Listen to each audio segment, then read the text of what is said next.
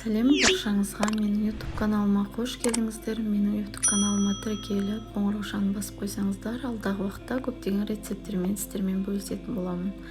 Бүгін осындай котлет дайындадым. Сиырдың етінен фарш қылып өткізіп алдым. Майдан азғантай май қосып жібердім. Осылайынан фаршымыз дайындап, енді пиязымызды осылай бөліктерге бөліп отырып, 300 грамм пиязымызды осылайынан бөліктерге бөліп блендермен өткізетін боламыз. Мясировканың кішкентай көзімен өткізсеңіздер де болады. Қатты су шығып кетпеу керек. Осылайынан блендермен мен езіп алдым. Мінекей осылайынан езіп алатын боламыз. Қатты су шығып кетпесін. Мінекей көргендеріңізді енді фарштың үстіне салып, пиязымыздың барлығын осылай бөліп алып өткізіп алдым. Мінекей енді картофымызды дәл осылай өткізіп бөлшектерге бөліп, бұл картоптарымызды осылайынан блендерден өткізіп аламыз. Қатты суын шығарып жібермейміз. Осылайынан блендерге салып езіп аламыз. Мінекей барлығын осылайынан жасап аламыз. 250 грамм картошка қосамыз. Мінекей барлығын осылай дайындап алдым. Енді осы картошкамыздың, осы фарштарымыздың үстінен панировочный сухаримызды 3 ас қасық қосып жібереміз. Оның үстінен паприкамызды қосамыз.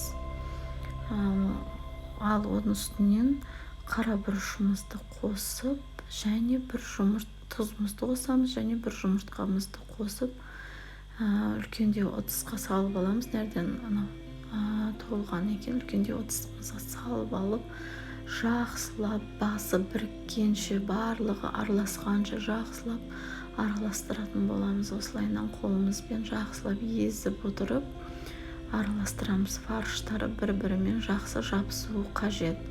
Осылайынан араластырып аламыз. Мінекей біздің фаршымыз дайын болды. Енді осыны таразының көмегімен 90 граммнан бөліп алдым. Сіздер 80-100 граммнан бөлсеңіздер де болады. Өйткені үлкендеу болса әдемі көрінеді котлетіміз. Міне осылайынан бөліп алып, осындай думалақ формамызға келтіріп, салып, барлығын осылайынан біркелкі қылып дайындап алдым. Думалаққа сопақша қылсаңыздар да болады. Мен осылай думалақ тәріздесіне формаға салып, барлық котлетті осылайынан тегістеп алдым. Холодильникке 15-20 минутқа қойып, сосын қызып тұрған майымызды қыздырып аламыз. Қызып тұрған майымызға орташа отта осылайынан екі беті қызарғанша қуырып аламыз. Бұл жерде майға піспейді, бұл тек қызартатын боламыз. Осылайынан жақсылап екі бетін ауыстыра отырып, майымыздан осылайынан қызартқанша қуырып аламыз. Мінекей осылайынан екі бетін қайта ауыстыра отырып, майға батып тұрған дұрыс котлетіміз, сонда екі беті де жақсы сынып қызаратын болады. Мінекей котлеттеріміз дайын болды. Осылайынан қызарып шықты. Барлығын осылайынан пісіріп аламыз. Мен жартысын панировочный сухариге аунаттым. Жартысын аунатпай пісірдім. Осылайынан қызартып алдым, майға қуырып. Сіздер де солай жасасаңыздар болады. Екі түрлі дәм болады. Осылайынан қыздарып пісетін болады.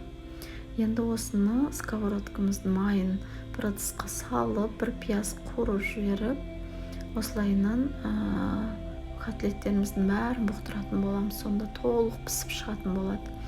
Бір жарты пиала суымыз, кесе суымызды құйып, осылайынан жарты сағат бұқтырып аламыз. Міне котлетіміз дайын болды. Балаларыңызға осылай фримен, кетчуппен қосып ұсынсаңыздар болады. Дәм өте керемет болып шығады. Ас болсын. Сіздер де жасап көріңіздер. Үй ішіңізге ұнайтынына сенімдімін. Ас болсын.